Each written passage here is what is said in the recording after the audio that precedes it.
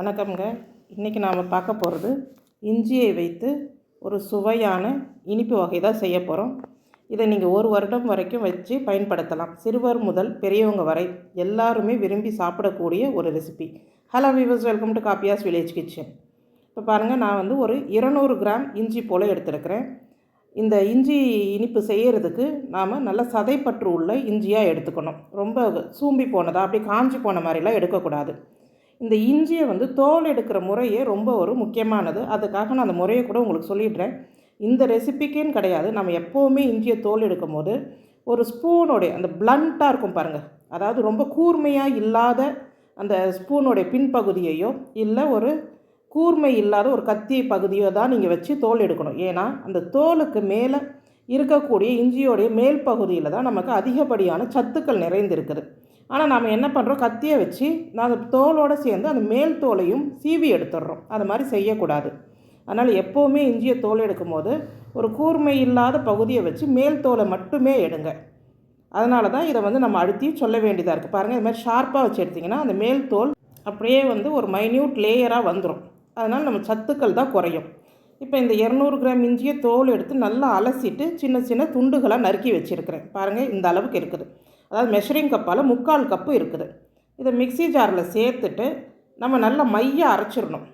இதை வந்து தண்ணீர் சேர்த்து தான் அரைக்கணும் கண்டிப்பாக. அதனால் ஃபஸ்ட்டு நல்லா அரைச்சிடுங்க. அதுக்கப்புறமா கொஞ்சம் கொஞ்சமாக தண்ணீர் சேர்த்து அப்புறம் நல்லா மையாக அரைச்சிடணும். இப்போ பாருங்கள், ஃபஸ்ட் நான் அரைச்சி எடுத்துகிட்டு வந்திருக்கேன். இப்போ இதுக்கு தேவையான அளவுக்கு தண்ணீர் சேர்த்து நல்லா மையாக அரைச்சிட போகிறேன். எவ்வளோ தூரம் நீங்கள் நல்லா சாஃப்டாக அரைக்க முடியுமோ அந்த அளவுக்கு நல்லா மையாக அரைச்சி எடுத்துடணும். இப்போ நம்ம அரைச்சி எடுத்த விழுது எவ்வளோ வருதுன்னு பார்க்கலாம். பாருங்கள், இந்த அளவுக்கு நமக்கு விழுது இருக்குது. அதாவது நம்ம இந்த 1 கப் அளவுக்கு, இது அதாவது மெஷரிங் கப்பால் 1 கப் அளவு, இதில் வந்து ஓரளவுக்கு நமக்கு ஒரு அரை கப்புக்கு கூடுதல், 3/4 கப்புன்னு கூட சொல்ல முடியாது, அரை கப்புக்கு கூடுதலாக இருக்குது. இதில் சின்ன சின்ன துண்டுகள் இருந்தால் அதை எடுத்துருங்க. எடுத்துட்டு இப்போ இதை நம்ம வடிகட்டிக்கலாம். நம்ம இதை அப்படியே சேர்த்து, இந்த விழுது வந்து ரொம்ப மையாக இருந்ததுன்னா அப்படியே சேர்த்து கூட செய்யலாம். ஆனால் ரொம்ப காரமாக இருக்கும், திப்பியாக இருக்கும், அதாவது ஒரு திரியாக இருக்கும் நம்ம சாப்பிடும் போது. அதனால் நான் வந்து சாறு எடுத்துக்கிறேன். இதில் வந்து ஒரு 3 ஸ்பூன் அளவுக்கு அந்த விழுதை எடுத்து வச்சுட்டு மிச்சம் எல்லாத்தையும் நான் நல்லா சாறு பிழிஞ்சிக்க போகிறேன். பாருங்கள், இந்த சாறை வந்து நல்லா அழுத்தி பிசைஞ்சு பிழிஞ்சு எடுத்துடணும். பாருங்கள், நான் நல்லா கையிலேயே அழுத்தி பிழிஞ்சு நல்லா சாறு எடுத்துட்டேன். இந்த சக்கை கூட வேஸ்ட் பண்ண தேவையில்லைங்க. நீங்கள் டீ போடும் போது தாராளமாக இதை சேர்த்து கொதிக்க வச்சிடலாம். ஏன்னா அந்த இஞ்சி சக்கைகளில் நல்ல காரம் இருக்கும். இப்போ பாருங்கள், ஒரு 3 ஸ்பூன் விழுது எடுத்து வச்சுருக்கிறேன். மிச்சம் எல்லாம் சாறு தான் இருக்குது. இப்போ இதை வந்து அளவுகோலில் பார்த்துக்கலாம். அந்த சாறு வந்து நமக்கு ஒரு அரை கப்பு போல் இருந்தது. இப்போ நான் சர்க்கரை எடுத்துக்கிறேன். இந்த அரை கப்புக்கு மேலே நம்ம வந்து இஞ்சி விழுது எடுத்தோம். இதுக்கு நான் 1.5 கப்பு அளவுக்கு வெள்ளை சர்க்கரை எடுக்கிறேன். அதாவது நீங்கள் விழுதோடு சேர்த்திங்கன்னா 1 கப்புக்கு 4 பங்கு இனிப்பு சேர்க்கிற மாதிரி இருக்கும், 3/4 4 பங்கு. இப்போ நான் சாராக எடுத்ததுனால கொஞ்சம் குறைவாகவே சேர்த்துக்கிறேன். ஏன்னா நமக்கு வந்து ஒரு அரை கப்பு போல் தான் சாரே வந்தது. அது அடியில் பாருங்கள் எப்படி நல்ல மாவு மாதிரி தங்கி இருக்குதுன்னு. அதுதான் ரொம்ப காரமாக இருக்கக்கூடிய பகுதி. எல்லாமே சேர்த்துருங்க, எதையுமே நம்ம வேஸ்ட் பண்ணக்கூடாது. அப்படியே நல்லா சேர்த்துருங்க. இதில் நம்ம எடுத்து வச்சுருக்கிற சர்க்கரையை சேர்த்துடலாம். அதாவது 1.5 கப்பு சர்க்கரை நான் சேர்த்துருக்கிறேன். அரை கப்பு சாருக்கு 1.5 கப்பு சர்க்கரை சேர்த்துருக்கிறேன். இப்போ இதில் மேற்கொண்டு நம்ம தண்ணியெல்லாம் சேர்க்க வேணாங்க. இது அப்படியே கொஞ்சம் சர்க்கரை கரையிற வரைக்கும் விடுங்க. இப்போ இந்த சர்க்கரை அளவு கூட நான் இன்னும் கொஞ்சம் நாட்டு சர்க்கரை சேர்க்க போகிறேன். நாட்டு சர்க்கரை சேர்க்கும் போது நேச்சுரலாகவே நமக்கு வந்து ஒரு டார்க் கலர் கிடைக்கும். அதனால் அதுக்கு கொஞ்சமாக நாட்டு சர்க்கரை நான் சேர்த்துக்கிறேன். முழுவதுமாக நாட்டு சர்க்கரை செய்ததுனாலும் செய்யலாம். ஆனால் நமக்கு வெள்ளை சர்க்கரை சேர்க்கும் போது ரொம்ப நல்லாயிருக்கும். இல்லைன்னா வெல்லம் சேர்த்து செய்யணும். ஏன்னா இதெல்லாம் நம்ம பாகுபதம் பார்த்து செய்கிறது. நாட்டு சர்க்கரையை விட வெல்லம் சேர்க்கலாம்.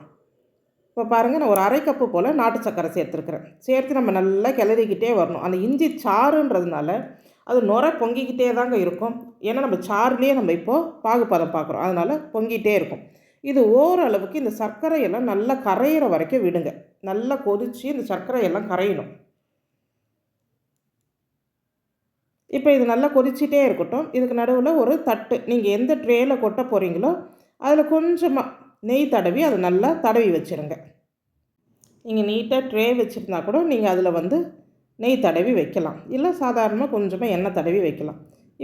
இப்போ இதில் நான் கொஞ்சமாக உப்பு சேர்த்துக்கிறேன். அதாவது கொஞ்சம் அந்த உப்பு சுவை இருந்தால் தான் அந்த இனிப்பு நமக்கு தூக்கலாக கொடுக்கும், நம்ம எல்லாருக்கும் தெரியும். அதனால் கொஞ்சமாக உப்பு சேர்த்துக்கிறேன். இப்போ நம்ம எடுத்து வச்சோம் இல்லையா, ஒரு 3 ஸ்பூன் விழுது, அந்த விழுதையும் சேர்த்துருங்க. சேர்த்து இதை நல்லா கிண்டுங்க. அந்த நுரையெல்லாம் அடங்கி மறுபடியும் நல்லா ஒரு பாகுபதத்துக்கு வர ஆரம்பிக்கும். இப்போ பாருங்கள், நம்ம அந்த விழுதெல்லாம் சேர்த்ததும் அந்த நுரையெல்லாம் அடங்கிருச்சு அப்படியே. நான் ஒரு அரை ஸ்பூன் நெய் சேர்த்துக்கிறேன். நெய் ஆப்ஷனல் தாங்க, வேணும்னா சேர்த்துக்கலாம். அது நல்ல மேலே ஒரு கண்ணாடி பதத்துக்கு தெரியும் அந்த இஞ்சி மிட்டாயில். அதுக்காக நான் கொஞ்சமாக நெய் சேர்த்துக்கிறேன். இதை நீங்கள் ஒரு சின்ன தட்டில் தண்ணி வச்சு இந்த பாகு விட்டு பாருங்கள். அது நல்லா எடுத்தால் உருண்டை வரணும். இப்போ பாருங்கள், நல்லா கரைஞ்சி போகுது அப்படியே. அதுக்காக தான் நான் ஸ்டெப் பை ஸ்டெப் உங்களுக்கு காமிக்கிறேன். இது எடுக்க வரல. இந்த ஸ்டேஜில் நான் கொஞ்சம் ஏலப்பொடி சேர்த்துக்கிறேன். நல்ல மணமாக இருக்கும், ஏலப்பொடி சேர்த்துக்கோங்க. இந்த இஞ்சி மிட்டாயை தாராளமாக 1 வருஷம் வரைக்கும் வச்சு சாப்பிடலாங்க. இது நம்ம வீட்டில் பிள்ளைகளுக்கு செய்து கொடுக்கறதுனால நாம் இதெல்லாம் முறைப்படி சேர்த்துக்கலாம். கொஞ்சம் நெய், கொஞ்சம் ஏலப்பொடியெல்லாம் தாராளமாக சேர்த்துக்கலாம். இப்போ பாருங்கள், ஓரளவுக்கு நல்ல பாகுப்பதம் வர ஆரம்பிச்சிருச்சு. நான் இப்போ தண்ணியில் விட்டு பார்க்குறேன். இப்போ விட்டால் பாருங்கள், அது எங்கேயும் ஓடலை. நம்ம கையில் உருட்டி எடுத்தால் அது அப்படியே நல்ல ஜெல்லி மாதிரி வருது பாருங்கள். இந்த அளவுக்கு நல்லா உருட்டி எடுத்தால் வரணும். நான் ரொம்ப கொஞ்சம் ஹார்டாக இருக்கிற மாதிரி விடலைங்க, கொஞ்சம் ஜெல்லி டைப்பாக இருக்கிற மாதிரி நான் எடுக்கிறேன். என் பையனுக்கு அந்த மாதிரி கொடுத்தா அவனுக்கு ரொம்ப பிடிக்கும். அதாவது வாயில் போட்டால் நல்லா சாஃப்டாக சாப்பிட்ற மாதிரி விரும்புவான். அதனால் நான் இந்த மாதிரி கொஞ்சம் ஜெல்லி பதத்தில் எடுத்துக்கிறேன். உங்களுக்கு கொஞ்சம் ஹார்டாக வேணும், கடித்து மென்று சாப்பிட்ற மாதிரி வேணும்னு சொன்னிங்கன்னா இன்னும் ஒரு 2-3 நிமிஷம் கொதிக்க விட்டு அந்த உருட்டுற பக்குவம் இன்னும் கொஞ்சம் ஹார்டாக வர வரைக்கும் நீங்கள் எடுத்துக்கலாம். அவ்வளோதாங்க வித்தியாசம். நம்ம வீட்டில் சின்ன பிள்ளைகளுக்கு செய்கிறோன்னா இப்போ நான் செய்கிற இந்த பக்குவமே தாராளமாக போதுமானது. பிள்ளைகள் அது சாஃப்டாக இருக்கும், தாராளமாக சாப்பிடுவாங்க.